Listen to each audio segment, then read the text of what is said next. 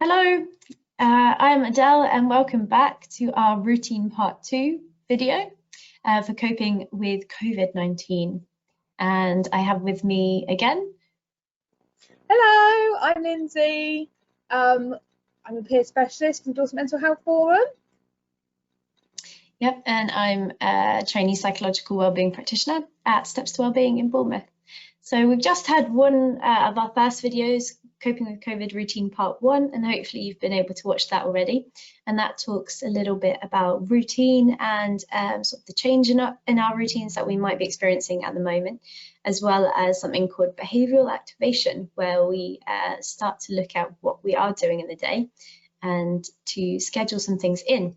And then this part of the routine videos, we're going to look a little bit about how we break things down that we want to do or need to do and get them into our diaries with a couple of sort of useful techniques and acronyms as well, because we love an acronym. Oh, so I love it.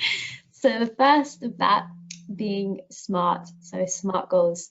So you guys might have heard of this one before, but it's a really, really useful little technique, little acronym that we can use to help us set some goals, especially when we're looking at that activity diary that we touched on in the last video. So it stands for the S being specific. So what is it that we want to do? So if we were to say, oh, I want to exercise more, it's like, is that really specific? Can we get a bit more specific with that? What is it that you'd like to do? It might be, I'd like to walk more. Okay, so again, that's a little bit more specific, but still quite broad. So it might be looking at a couple of the other ones here that we get to narrow it down. So, okay, so we're going to walk. We want to walk. Measurable is looking at how can we measure it? How much is it? How much of that do you want to do? So if we take the walking example, for instance, you might want to walk for 30 minutes, 3 times a week. So again, actually being able to quantify that exactly, getting really, really specific, exactly what we want to do. So I want to walk specific for 3 times a week for 30 minutes. So that's really getting clear instead of just all the way broad with I want to exercise more. It's like, okay, what is it that we're going to do? How often are we going to do it? And for how long? Getting, really clear on those goals. And then the A stands for attainable. So is that realistic for you right now? So if we were to start with, I want to walk for 3 hours, 7 days a week, you might be able to do that. I know that I'd be really tired. But if we were going from not walking at all to jumping to an hour a day, that might be, it might be a little bit difficult to start with. So we want to look at making it as sort of easy and realistic for us as possible. We want to make sure that we can do these things that we want to set for ourselves. Don't want to set ourselves up for a fail. So is it attainable? Is it doable for you? And then R stands for relevant. Is it important to you? Is it something that you value? Or is it something that you need to do that will sort of help you in your day-to-day lives? So it has to be relevant to you. So if I was to set a goal for myself to, I don't know, play football 3 times a week. I'm not a football fan. I've never played football in my life. I probably won't stick to that. So it's probably a little bit better for you to choose something that you definitely want to do or need to do, and that's relevant to you. So the last one is time-based. So we need to be able to reflect on this goal to see if we did achieve it. So whether that's setting, over the next week. So if I was to say I want to walk for 30 minutes, 3 times a week, that means that it's time-based as well. So by this time next week, I can look back over my diary, that activity diary. Perhaps I planned in those walks using SMART goals, and I can actually measure and see whether I completed that task within that week. So hopefully that makes a little bit of sense around SMART goals. It's just a really, really helpful one to actually get really clear on our goals and what we want to do. And of course, making it doable for ourselves. So starting small, even if it's, you know, really, really, really small, just making sure that it's doable for us and we don't feel overwhelmed by that task.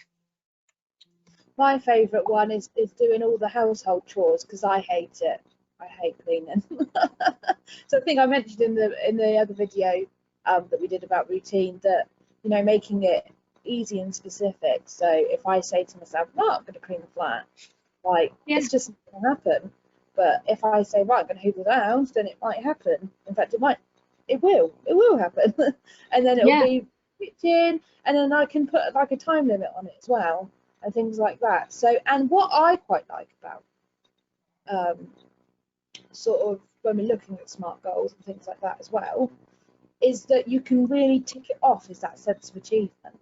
And that really gives me more motivation. If when I've ticked off a SMART goal and I've done it, I really feel good about myself. So it increases my self-esteem and increases my mood. So really helpful.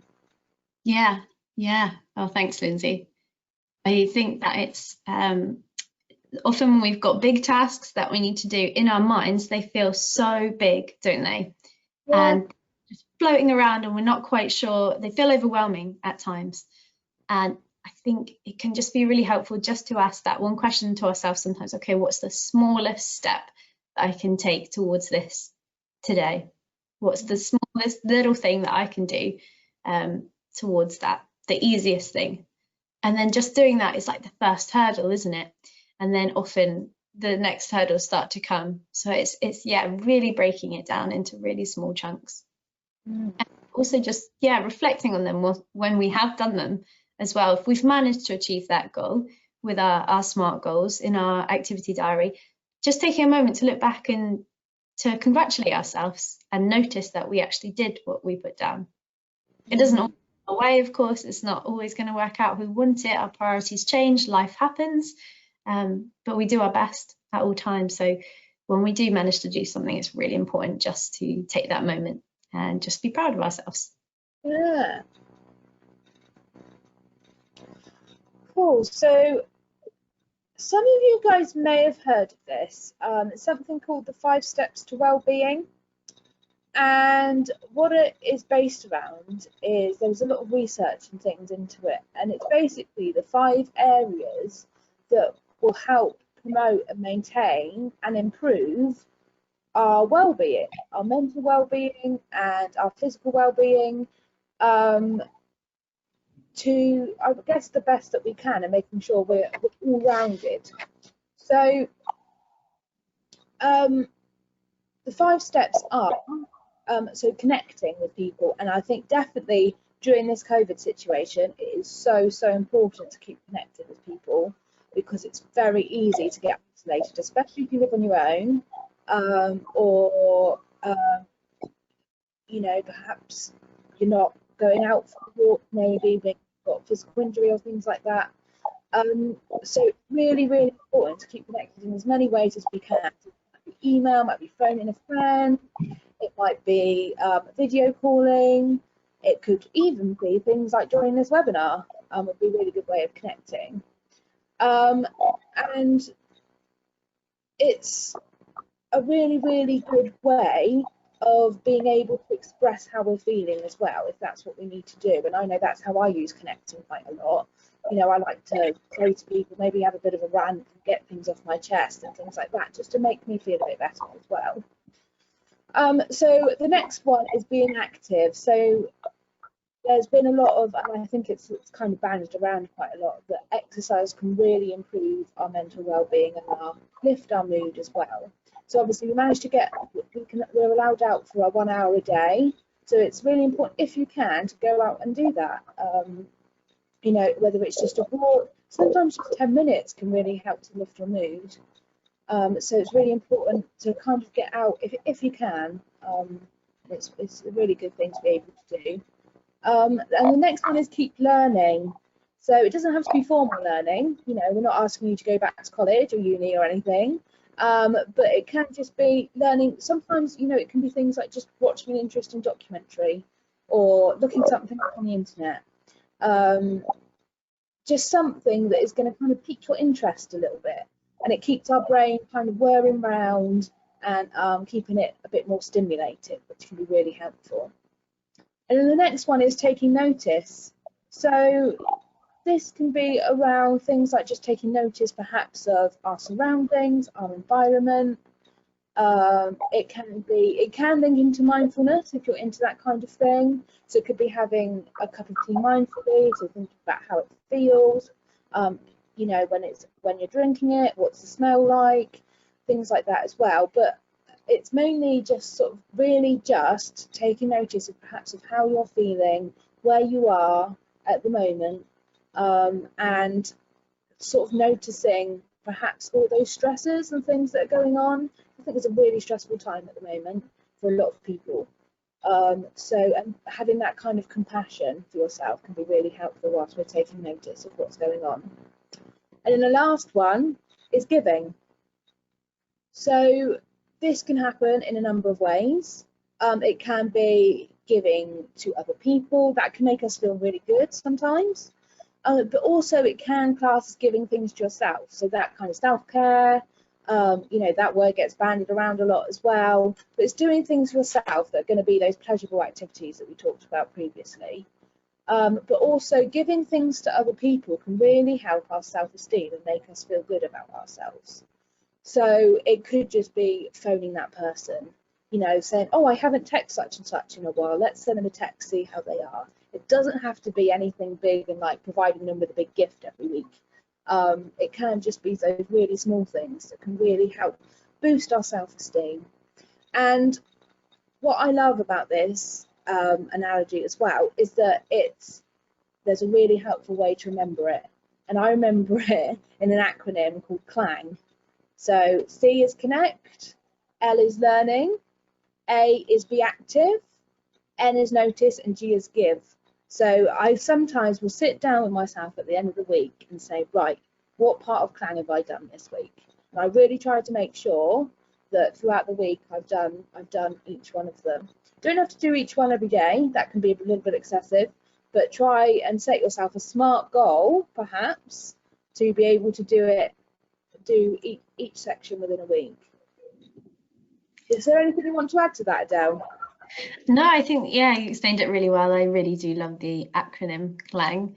I just think based on our routine video part 1, if you're looking at your baseline diary and then your activity diary and planning things in, this can be really helpful and just to reflect on, to think, okay, any of those little activities, can I get them in my diary?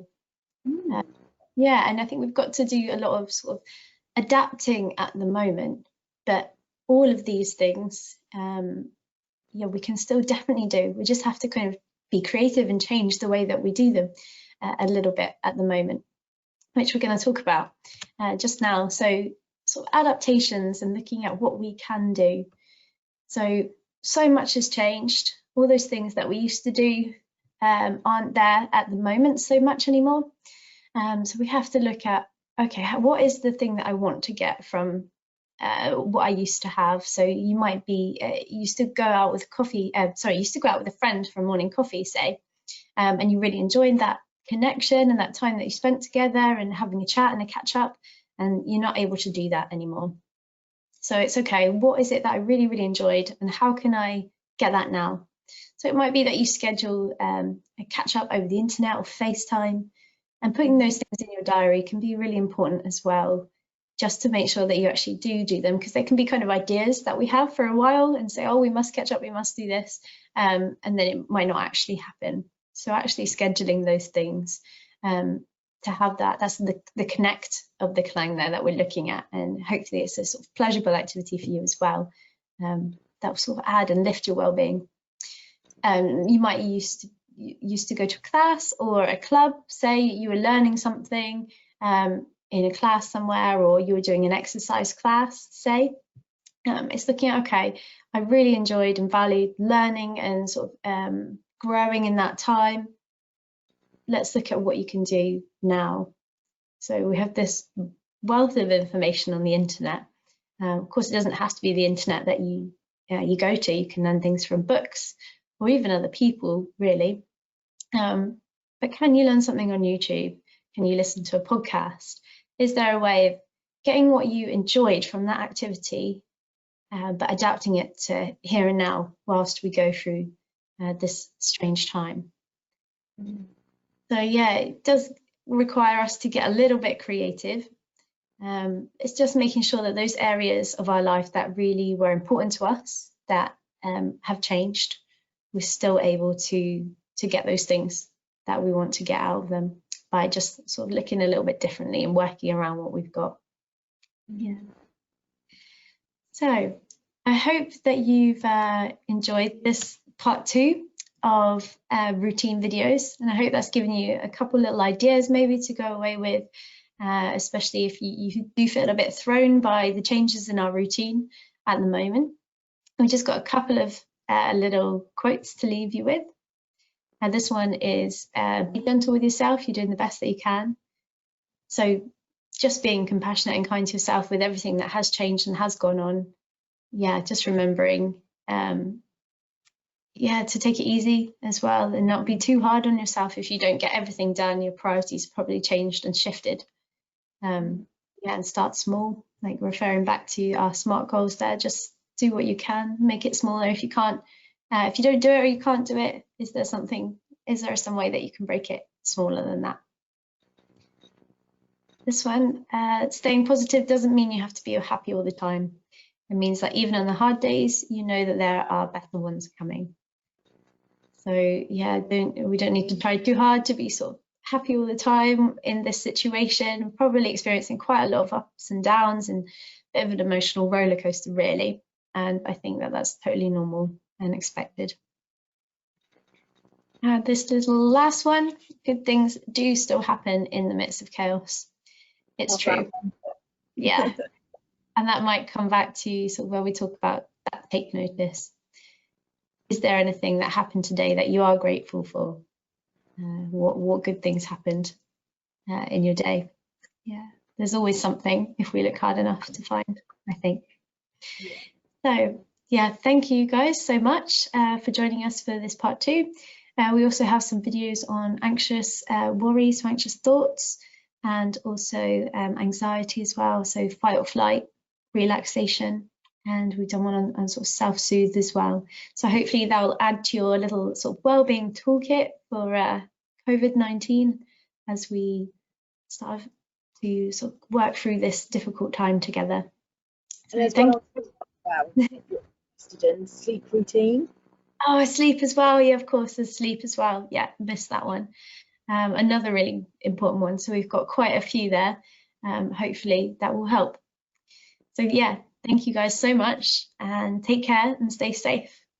Bye. Bye.